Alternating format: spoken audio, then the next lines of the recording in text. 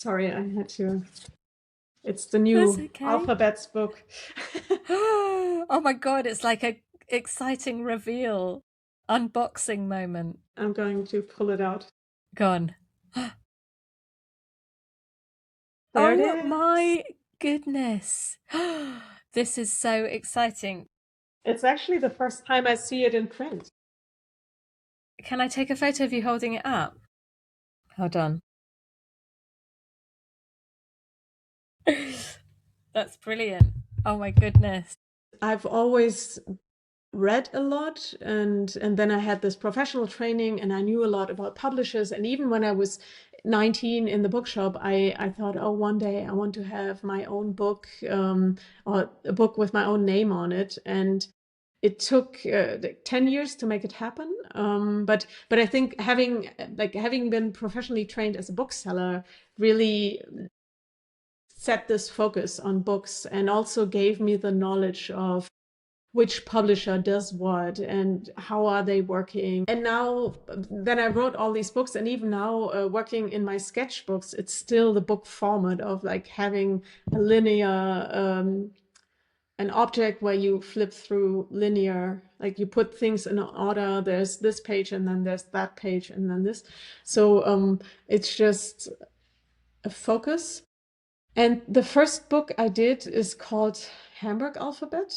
I'll just get it. I have it here to Yeah, hold it yeah. up. It's maybe too much to talk about all my books, but I'm just going to say something about three. So Hamburg Alphabet, I'm holding it up, is Yep. a book about shop signs in Hamburg. And 220 remarkable shop signs in alphabetical order. This came out in 2010. And to create the book, I went around Hamburg on my bike for like 6 months and took photos of 1,000 different signs. And then I put them in alphabetical order into this book. It's a bit larger than a postcard, so it's a small book, but it has my name on it. Goal That's the achieved. main thing.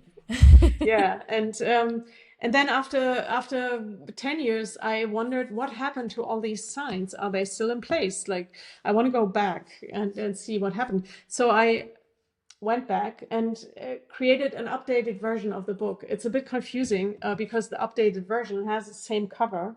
The neon sign on the cover of the book hadn't changed, so the cover looks identical. But when I open the first page, you see what happened. It's all blank walls because so many signs had gone. I I created another spreadsheet and put in all the signs, and it turned out more than 40% had gone between 2010 and 2020. So the first book is like an inspiring collection of shop signs in Hamburg. And it's eye candy and nice to look at, but the two books together really tell something about city history and how the surface of the city changed within 10 years. Yeah, And I wow. think that's really interesting too. Really To interesting. Yes, so now it's like 2026. In 4 years, I will have to go back and take photos of all the shop signs again. We need a And volume three. Yeah. yeah, there will be a volume three. And the first volume, it had an index with the addresses of the signs. But I put the street, but I didn't put the house number. When I wanted to go back to take the photos again, sometimes I couldn't find I had no idea. There are some streets that are like kilometers long, and I just couldn't find where was it, because sometimes the building had been torn down. And what helped me was Google Street View, because when I did the second book in 2019 and 2020, Google Street View still had the photos from 2008 to 2010. So on Google Street View, the work was still intact, and I could go back and Brilliant. like ride down the streets and find the shop signs I couldn't find. So that's the only change I made in the updated version. The index now has the house numbers, so the third edition will be a lot easier. Yeah, that's going to help you, but also lots of other people if they want to go and visit these places. That's Yeah. great. Then in 2017, my first lettering book came out. It's called Handbuch Handlettering, so Handbook Handlettering, and it's the foundations of lettering and everything I knew about lettering at that point. And it has a lot of text, which is why it has never been translated to English because the translation would have been so expensive. And there are already enough lettering books in English. Yeah, yeah. But the one book that is in English, I wrote 3 books about lettering and type design in 3 years, between 2016 and 2019, and a total of 600 pages. And then I was like completely empty. The third book in this row is called Making Fonts, and this actually has an English version, actually an English version and an American version, and of the same title. It's called Making Fonts, and it's an introduction to type design for graphic designers and illustrators who dream of one day making their own font. And I wrote this with my friend and colleague Ulrike Rausch. She's a type designer in Berlin, and she specializes in fonts that look handwritten. And since I met her, I thought, oh, I want to know like how you do it, and like, can you? So the way this book came about was I thought she could tell me how she works.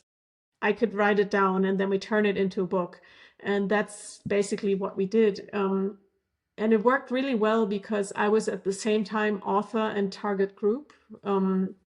I could, if I didn't get what she was talking about, then nobody else would. So Yeah, it was a good filter. perfect.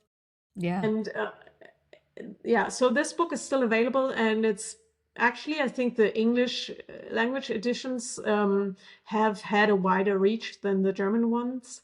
And it was really fun it might have been my first big collaboration. We worked on this for a year, and it really was something I couldn't have done on my own. And that was a good experience. I used to think, oh, like teamwork is so annoying. Like in the end, I do all the work and the others. I don't know, this arrogance in part. And also, I think at school, teamwork was just frustrating. But now working with someone who's equally qualified, but in a different field, was very rewarding. Yeah, so that was the type design book, which only made me realize that I'm not interested in type design. So I wrote a book about type design, but I've never published a font, because it made me realize I I enjoy don't want to drawing do this. letters. I enjoy drawing letters, but I don't enjoy the technique, like the font production part. And I haven't asked other people to do it for me yet. So I have all these fonts I started, but I haven't published any font.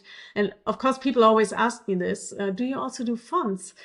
And I don't, and I kind of want to keep it like that. I kind of think I'll just never publish a font, and that'll be my thing. Yeah, I love that. I love that. Stick to, your guns on this. It's there's a reason you do what you do, and it doesn't have to fit with other people's expectations or wants or assumptions of what you should do. But Yeah. that's amazing. And now you've got a brand new one. Yeah, I have. So I'm going to show these two together. So there's alphabets, and then Yep, there's the one I just unpacked, more alphabets. love these. And so these belong together. Um, there are a collection of 100 alphabets each from my sketchbooks. And Just stunning. And it's all black and white. So we've got, as you mentioned earlier, obviously enjoy using black on white, but there's mhm, also lots of standout pages where it's black background with white letters. There are mhm. some complete alphabets, and there's some individual, stunning letters on their own, and they all have completely different styles, forms.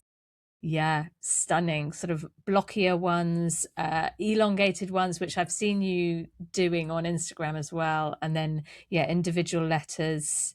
And were those mostly from your sketchbooks? Are there some that you would have kind of played around with on an iPad and created digitally as well? Yeah, so mixture Yeah, of.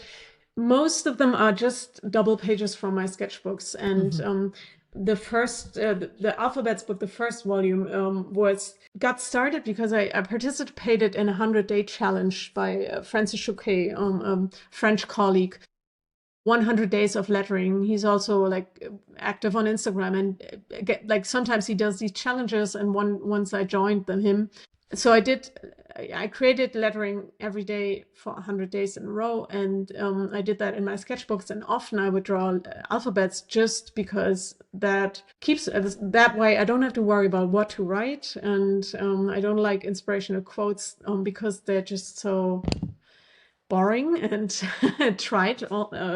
So drawing alphabets is a way of drawing letters without having to deal with the message and just being able to play with the forms. And so for the challenge, I drew a lot of alphabets, and then I put them all together in a book. And since this was first published in 2020, the first volume, and since then I just kept drawing more alphabets.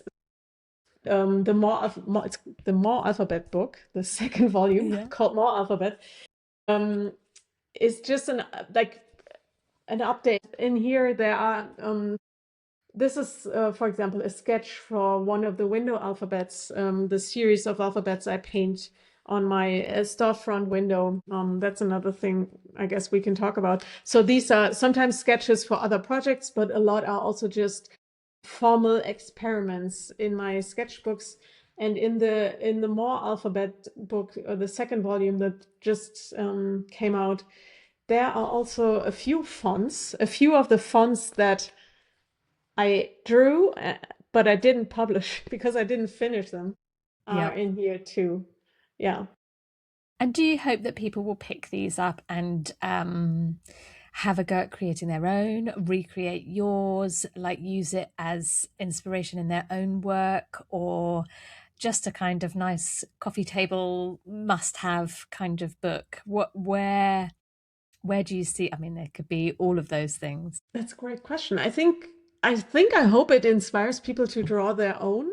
It might just inspire them to copy mine, which is fine, I guess, as long as they don't say they made the work. But Yeah, I think I like to show like the whole range. Or to me, it's like it's so fascinating that, like I mentioned at the beginning, there's this structure that stays in place, but then the shape can vary, and I can draw the letters really long or blow them up, or use different tools. And um, so I think it's the tension for me. What's interesting about alphabets is the tension between having this really familiar structure that everyone knows, even people who don't know how to write or read know letters, or like know the alphabet, like recognize this is an alphabet. And so the structure is very, very familiar, but the shape, or like the way it's drawn, can be like really crazy or novel and unseen. And yeah. I really enjoy that tension. There's something really familiar, but then the way it's shaped is quite unusual.